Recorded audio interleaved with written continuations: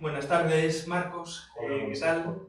Tenemos otra charla más de Liquid Talks.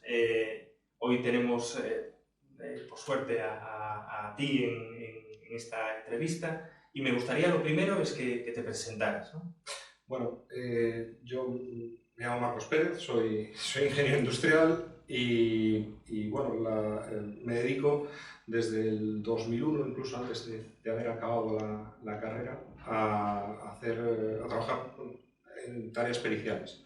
Hago investigación de accidentes, investigación de incendios y hacemos también análisis de averías, normalmente para fabricantes, por el coste que tienen asociados.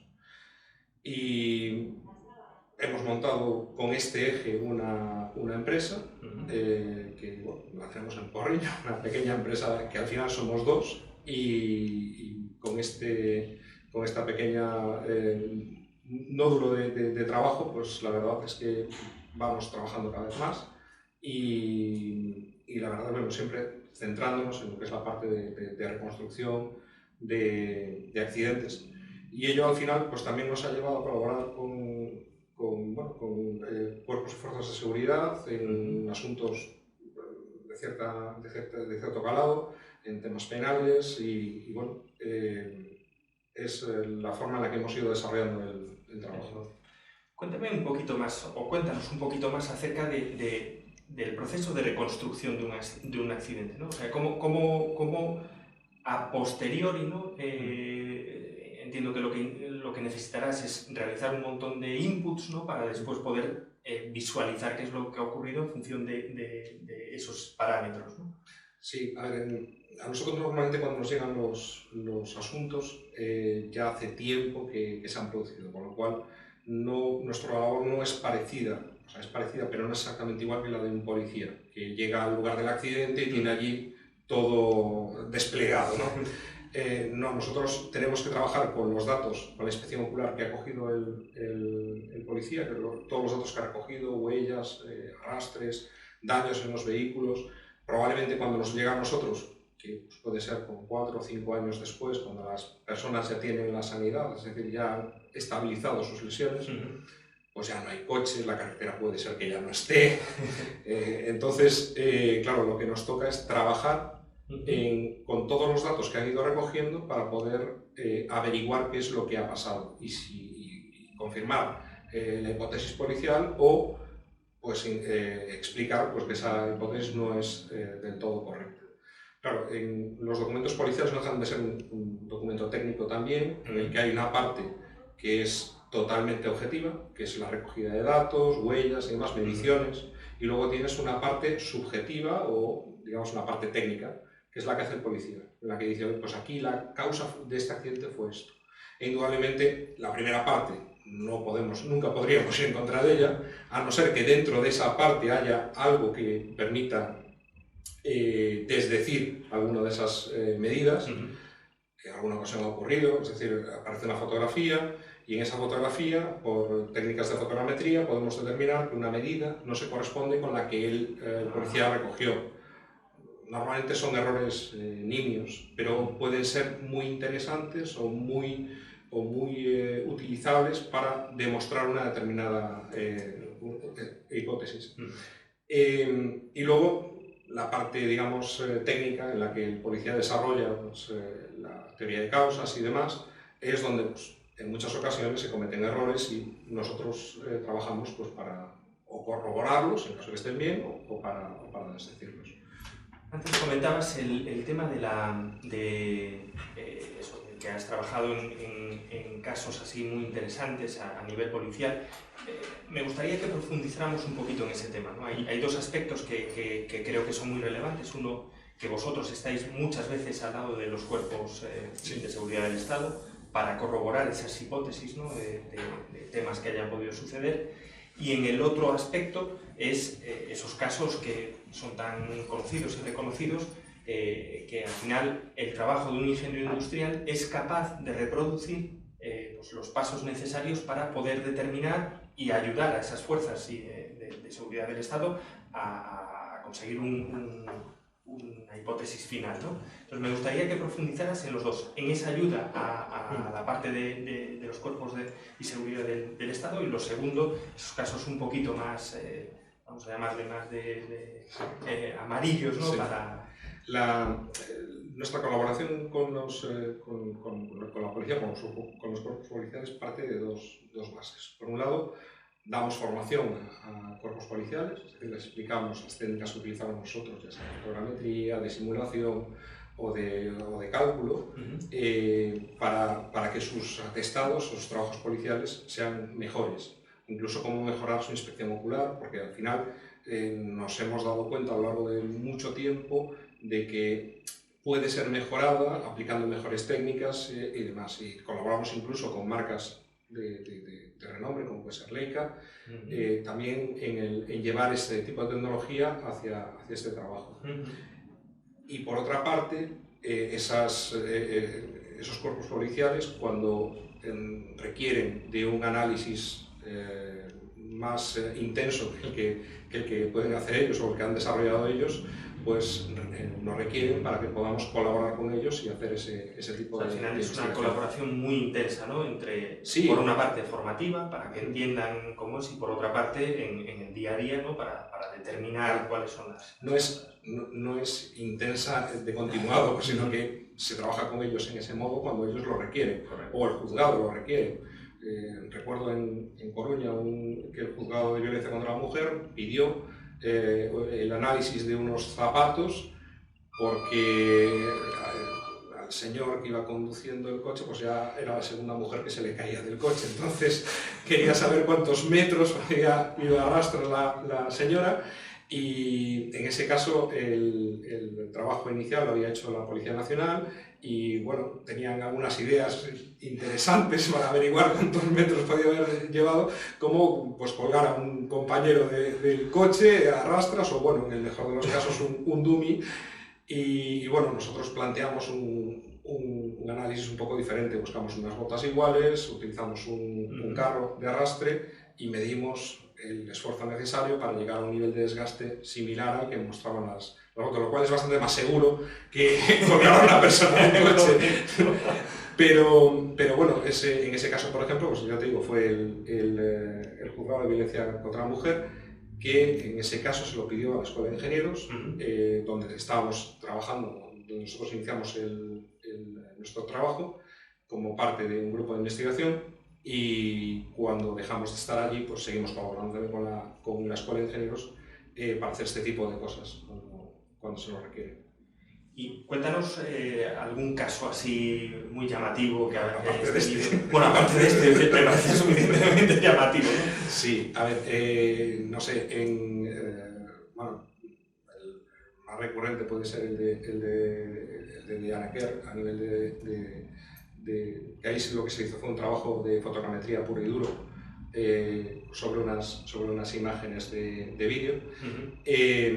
Tenemos también un asunto en Cantabria de una señora que apareció desnuda en una acequia, bueno, en una cuneta, y todo apuntaba que había sido violada y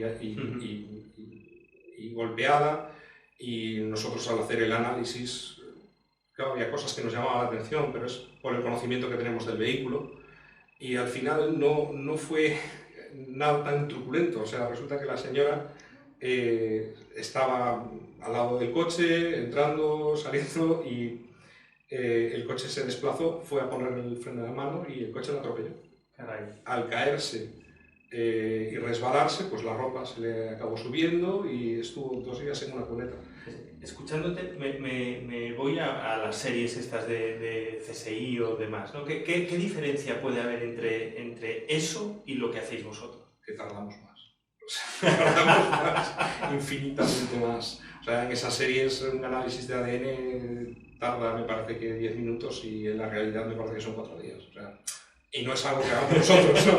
Pero bueno, sí recuerdo un capítulo de CSI en el que hacían un atropello, y cuando veías aquello dices, es que esto no se corresponde con la realidad. O sea, es decir, la dinámica del atropellado no se correspondía con lo que allí veías.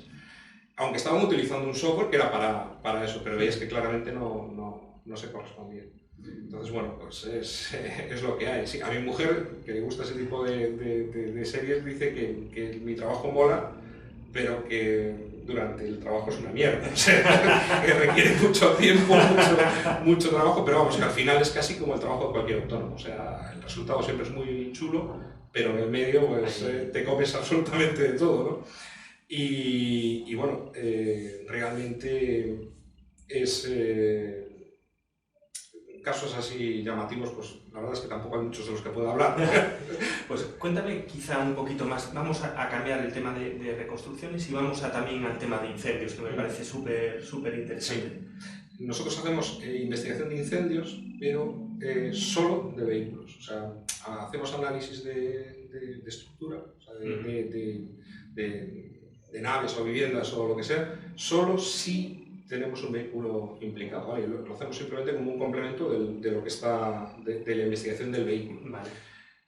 ¿Por qué? Porque la dinámica de un incendio en un coche es completamente diferente a una estructura. Ajá. Vale, de hecho, a ver, lo normal normal dentro de lo que cabe en una estructura es que puedas tener un fuego eléctrico. Es bastante común, un fuego eléctrico y tal. ¿Por qué? Porque tienes una entrada de corriente infinita a través de la línea. Sin embargo, en un coche tienes dos generadores, que es la batería y el alternador. Entonces, si el coche no está en marcha, la batería tiene una capacidad muy limitada de proporcionar electricidad. Y eso significa que realmente un fuego eléctrico en un coche parado es algo muy complicado. Y sin embargo, nosotros hemos visto muchísimos informes de peritos teóricamente expertos en incendios, que no digo que no lo sean, sobre todo en estructuras, que llegan, ven dos cables pegados y dicen, aquí tenemos un fuego eléctrico. Y dices, en ese sitio es complicado. Vale, y después tienes cosas que son también muy interesantes, como que en un coche pues casi todos los cables son positivos. O sea, realmente el cable negativo es la carrocería. Entonces, para que tengas un fuego eléctrico tendrías que tener un cable positivo pegado a la carrocería. Y yo eso he visto ya bastantes coches y realmente solo lo he visto en 3 coches, de todos los que he visto. O sea, un fuego eléctrico es muy complicado porque todos los sistemas del coche están pensados para que no se incendie. Entonces es realmente complicado, ¿no? Pero bueno, es un trabajo muy chulo, es muy interesante, se ven cosas muy bonitas en el coche, sobre todo lo que es la parte de investigación, y también se ven mucha mierda. La gente suele llevar la compra en el coche y cuando el coche se incendia la compra queda allí y es lo peor que puedes encontrarte cuando tienes unos bricks de leche allí, es lo peor que puedes encontrarte. Pero sí, no, es una investigación muy bonita, muy chula, muy guarra, porque llegas hasta arriba de ceniza, pero muy gratificante en muchas ocasiones. Otras veces no, porque si el coche está muy destruido, prácticamente no hay mucho que hacer. Aunque a veces es sorprendente la cantidad de cosas que se pueden llegar a sacar. El otro día que nos decía el propietario del coche, decía, no, me dejé la llave dentro. Y claro, decía, va a estar la llave dentro. A base de picar la llave salió. Estaba dentro. Y bueno, era interesante porque hoy en día las llaves guardan muchos datos de los coches. Entonces, por eso era interesante ir a buscarla, ¿no? Pero sí, es muy curioso. O empezar a levantar plástico quemado del motor. Ajá. Y levantar, y llega un momento en que el motor está limpio, porque todo lo que se había quedado y tal, ya lo has eliminado, el motor está perfectamente limpio. Llegar incluso, yo no lo he hecho directamente, pero un colaborador sí, a encender de nuevo un motor que se había incendiado, o sea, volver a montarlo y encenderlo para ver dónde estaba la fuga, en este caso que suponía que tenía. Y es verdaderamente interesante. Escuchándote me hago una pregunta recurrente, ¿no? Es, ¿cómo llega un ingeniero industrial a hacer todo este tipo de trabajos? En mi caso, de rebote. Imaginaba que la respuesta iba por ahí. Sí, de rebote. Bueno, en la escuela teníamos un grupo de investigación que hacía esto. O sea, no hacía todo esto, hacía investigación de accidentes. Y surgió la posibilidad de trabajar con ellos. Entonces, yo incluso antes de acabar la carrera empecé a trabajar como becario en ese departamento. Y de hecho, se prolongó bastante porque empecé en el 2001 y acabé en el 2000. O sea, yo acabé la carrera en el 2007 y montamos nuestra empresa en el 2007. Empezamos en el departamento de mecánica con José Antonio Vilán. Y la verdad es que, bueno, pues desde 2001 hasta 2007 yo lo que hice fue formarme casi como perito, porque no es una formación específica que te dan en la carrera. De hecho, es curioso porque prácticamente toda la gente que se dedica a esto pues ha estudiado la especialidad mecánica. Yo no soy de mecánica, o sea, yo soy de organización. y es curioso, pero sin embargo, yo cada vez que lo pienso, y lo hablo incluso con gente, estoy más convencido que realmente el ingeniero adecuado para esto es el de organización, porque tiene una carga interesante de todas las ramas, tiene que aprender a hablar con todos y tiene que ser capaz de trasladar esto en un documento claro hacia un juez de abogados, es decir, gente que no tiene nada que ver con la ingeniería. Y para colmo, tiene muchísimo que ver con la parte de calidad, con la parte de análisis de fallos, es decir, todo eso es organización industrial, o sea que realmente cuando te lo planteas dices, oh, pues realmente el ingeniero adecuado para trabajar en esto es un ingeniero de organización. Pues ahí, o sea, me gusta que llegues a esa conclusión, ¿no? Porque la pregunta que quería hacerte es, ¿por qué piensas que el ingeniero es el profesional adecuado para hacer este tipo de reconstrucciones y demás? O sea, pues, y creo que nos acabas de dar una visión súper clara, ¿no? Te he dado una visión focalizada hacia una especialidad, pero realmente el ingeniero industrial, por su formación multidisciplinar que tiene, realmente es el profesional adecuado para hacer este tipo de trabajo. O sea, ¿por qué? Es que tienes formación en mecánica del automóvil, tienes formación en mecánica pura de mecanismos y demás, tienes formación en cálculo, que también es muy importante, formación en física, formación en química, que también necesitas, sobre todo en temas de incendios, en temas de análisis de lubricantes y demás, es muy importante. Y al final la carrera te prepara para entender absolutamente toda la documentación técnica que vas a necesitar, por ejemplo, en el caso de un incendio o en el caso de un fallo mecánico de un motor o de un vehículo. Y realmente hay muy poquitos profesionales fuera de la ingeniería que estén capacitados como para hacer este trabajo. Y de hecho, originariamente son los ingenieros los que hacían las reconstrucciones. Es decir, yo tenía un colaborador y un buen amigo que fue uno de los primeros constructores en España, y él tenía formación de ingeniero, aunque no lo era, porque estaba en el ejército, pero su formación era pura y dura de ingeniería, y fue uno de los primeros reconstructores de España, casi te diría que el primero,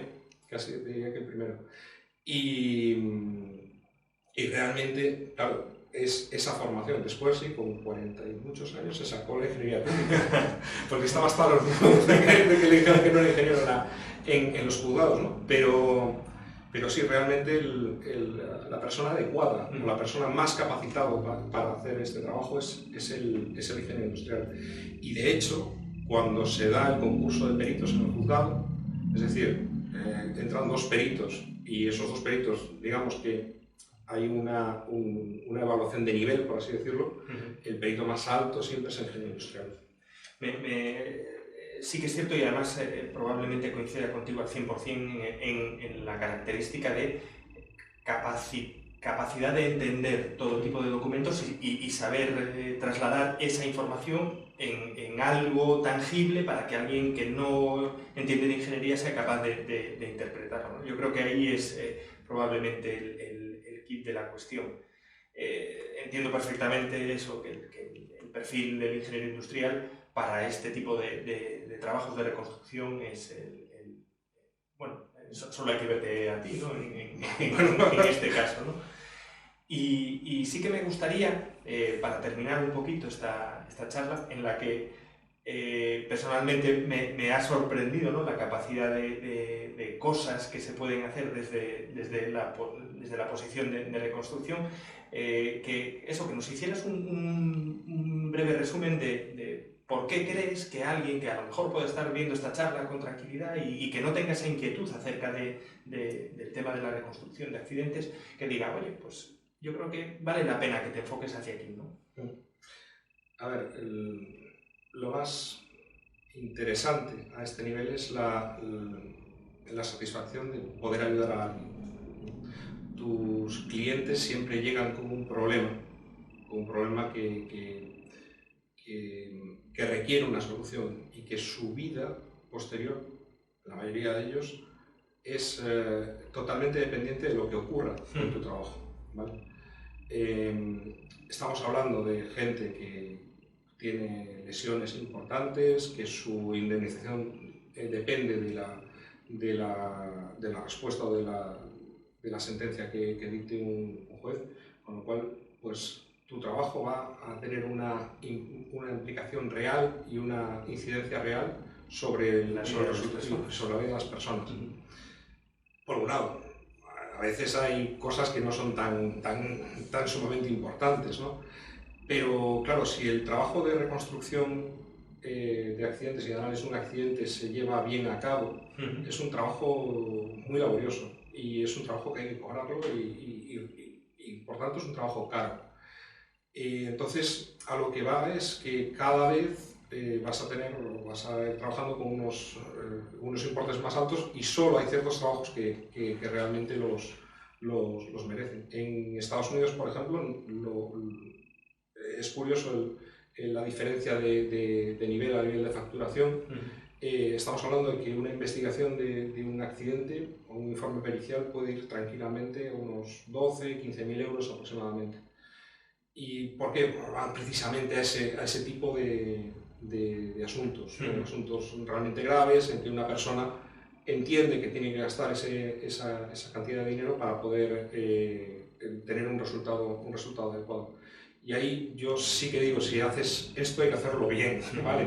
Y hay que intentar ser el mejor. Bueno, yo pretendo ser el segundo mejor, ¿vale? Yo no quiero ser el primero, yo quiero ser el segundo. Quiero ser el que todo el mundo diga que el segundo es ese, ¿vale? Lo cual implícitamente viene a decir que eres el mejor. Pero así, el otro día me preguntaban, oye, ¿por qué? Dice, porque tú puedes tener una preferencia especial para el primero, pero el segundo es el que reconoces como al que siempre irías, ¿no? Y entonces, ese es es decir, no es problema que quieras hacer esto, pero tienes que hacerlo muy bien, ¿vale? Precisamente por la implicación que tiene. O sea, cualquier persona que se acerque a esto y tal, tiene que gustarte. Lo cierto es que toda la gente que conozco que se ha aproximado a esto, le ha gustado, o sea, le ha picado.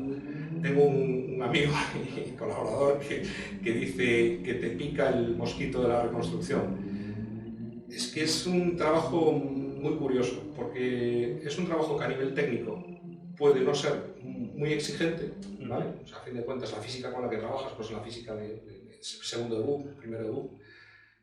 Pero a partir de ahí el trabajo va creciendo y esa implicación que tienes, esa perspectiva con la que haces el trabajo, pues realmente es muy interesante. Y después entras en mucho más, y es que te das cuenta de que existe mucha normativa que también es de aplicación, empiezas a comprender que la normativa, por ejemplo, el Reglamento General de Circulación, tiene una base técnica, y cuando empiezas a entender que las normas tienen una base técnica y empiezas a entender esa base técnica, empiezas a entender que absolutamente toda la parte legal también tiene una base técnica y te cabrea, te cabrea porque a veces dices, pero ¿cómo es posible que este señor juez interprete esto en este modo cuando esta base técnica dice otra cosa? Te cabreas, pero bueno, la parte interesante es esa, que cuando tú te implicas y trabajas y aplicas absolutamente toda esa capacidad de aguantar el dolor que conseguimos en la carrera, a cualquier otro trabajo, pues al final acabas haciendo un trabajo muy bueno, ¿vale? Y realmente yo, con toda la gente que he trabajado, que son ingenieros y se dedican a esto, su trabajo es normalmente muy bueno. Entonces... Me quedo con que te pique sí. el mosquito de la reconstrucción, que no es fácil, lo has dicho en varias ocasiones y tal como lo expresas, realmente estoy convencido de que lleva muchísimo tiempo de análisis, de estudio, de llegar a una conclusión, además basado en hechos, ¿no? Que al final es lo que tienes que presentar delante de un juez. Pero sobre todo me quedo con la pasión con la que hablas acerca de lo que es tu profesión, ¿no? Y me encanta ver que un ingeniero industrial hace una cosa que a lo mejor no está en primero de ingeniería, ¿no?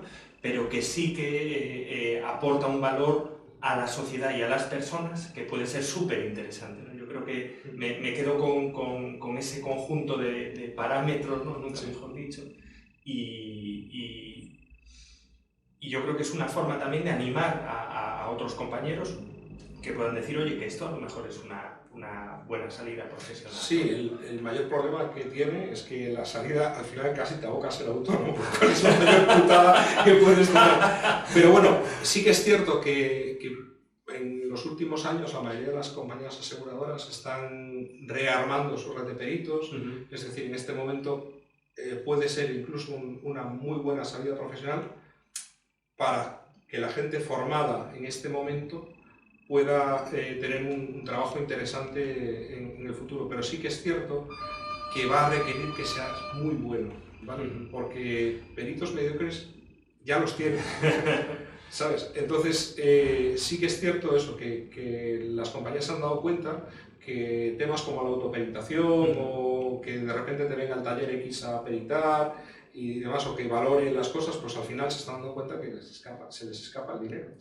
Porque antes tenía algunos profesionales que velaban porque la valoración fuera justa y que trabajaban de una determinada manera, y ahora pues se están dando cuenta de que eso lo han perdido porque se han basado en una reducción de costes brutal, con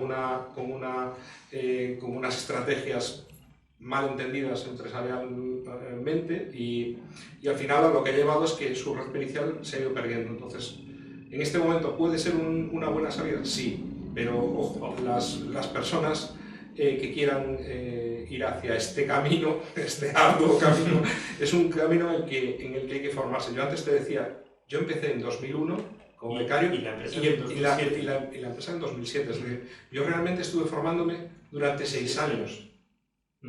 Y en esos 6 años hacía simulación, escribía informes que tenían que ser revisados y demás, e iba al juzgado como oyente.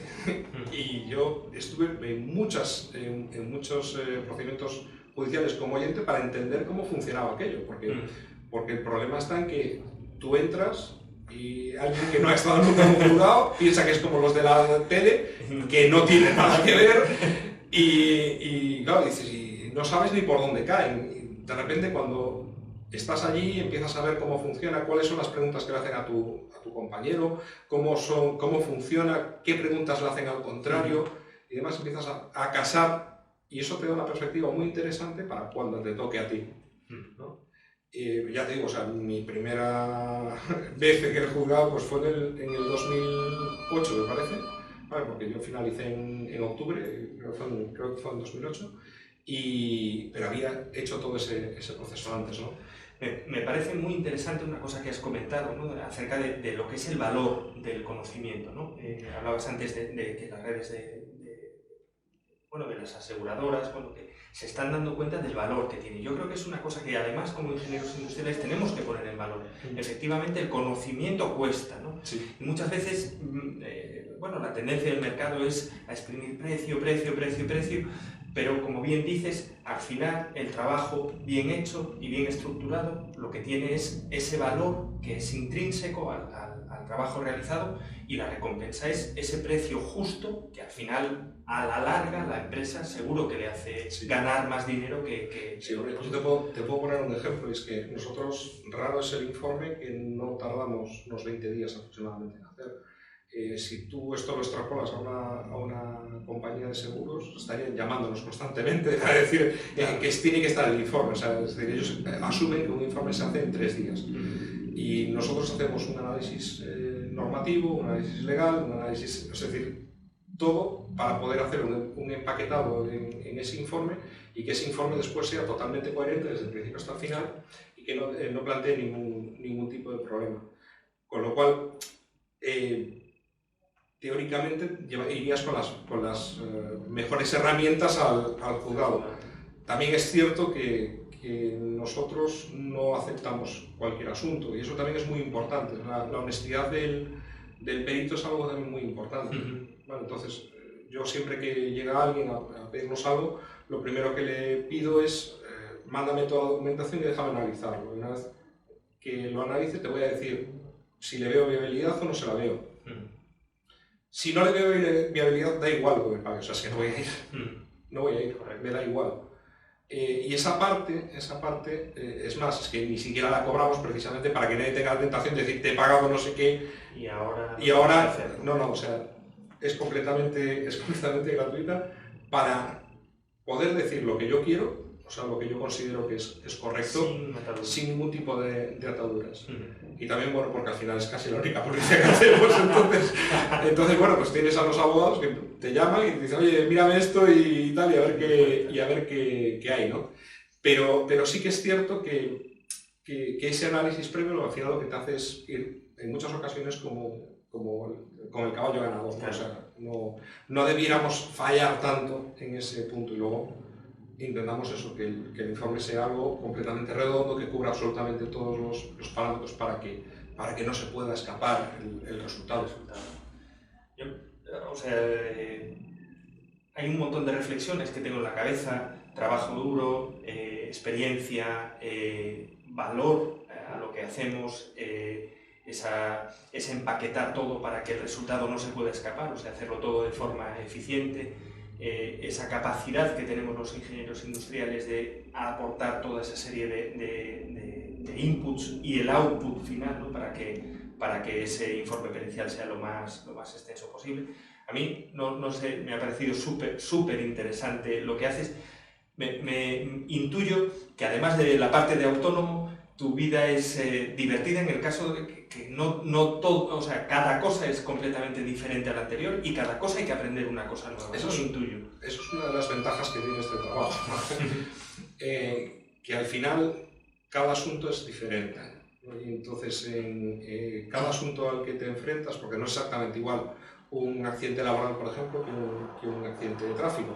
Después tienes la unión entre los dos, que es el accidente laboral de tráfico, que eso es fantástico en función de a dónde vayas, ¿no? Si lo vas a ver en un juzgado laboral o si lo vas a ver en un juzgado civil, ¿no?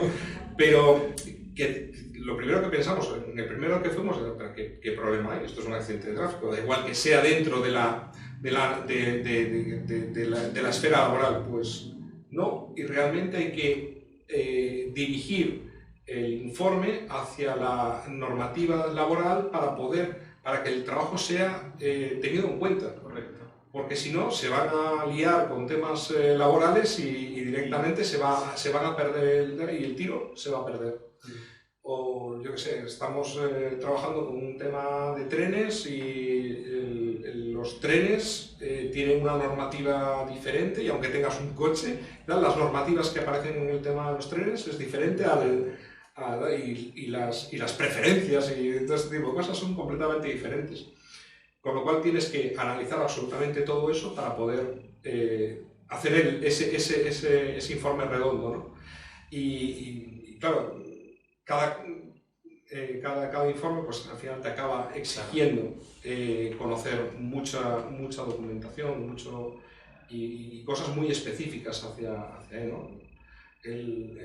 Ya te digo, con el tema de los trenes, por ejemplo, los sistemas de control en los pasos a nivel, pues hubo que leerse absolutamente toda la documentación sobre cómo funcionaban las barreras, qué pasaba cuando dejaban de funcionar, cómo funciona una máquina, cómo funciona el tacógrafo de una máquina, o sea, la caja negra de una máquina. Después, no sé, en coches, pues qué datos puedes llegar a obtener de la diagnosis de un coche en caso de una avería o de un accidente. Y cada coche es diferente porque cada fabricante lleva sus historias, aunque todos son parecidos, pues cada uno lleva sus historias. Entonces al final acabas aprendiendo muchas cosas, sistemas de seguridad, a nivel de botas, arneses, sí, siempre aprendes. Súper interesante, la verdad que me parece súper interesante. Ahí concluiría, ¿no?, con todo lo que hemos hablado, de otro aspecto que a mí me parece también muy importante, que es el poder ayudar a solucionar o a darle verdad a la vida de las personas, ¿no? Sí. Yo creo que eso también es un aspecto, ya no solo a nivel técnico, sino esa capacidad de ayudar a otras personas a que puedan continuar su vida, me parece también una satisfacción a nivel profesional importante, ¿no? Sí, y después también el resolver el puzzle, ¿no? En muchas ocasiones tú tienes un montón de puntos definidos y no sabes muy bien lo que están pintando, ¿no? Y eso también provoca una satisfacción muy interesante. Y entiendo que gente con TOC tiene que ser una maravilla este trabajo, ¿no? Pero sí que es cierto que a veces no puedes llegar a una conclusión y ahí sí que puede llegar a ser un poquito frustrante, ¿no? Pero bueno, sí que es cierto que toda esa parte del trabajo y la resolución del problema y demás sí que provee de una satisfacción importante. Pues Marcos, la verdad que me alegro de esta pequeña conversación que hemos tenido. Ojalá a alguien le haya picado ese mosquito, ¿no?, de la reconstrucción. Creo que es interesantísimo el trabajo que hacéis y lo que puede aportar el ingeniero a este tema de reconstrucciones. Agradecerte muchísimo tu tiempo y que te hayas sentado en el sofá de estas charlas que tenemos con los ingenieros industriales y esperamos pues eso, futuras ediciones. Pues cuando queráis, yo por colaborar con vosotros no hay ningún problema, encantado de que hayáis contado conmigo para esto y nada. Si a alguien le pica, pues mejor. Me alegro. Muchísimas gracias, Marcos.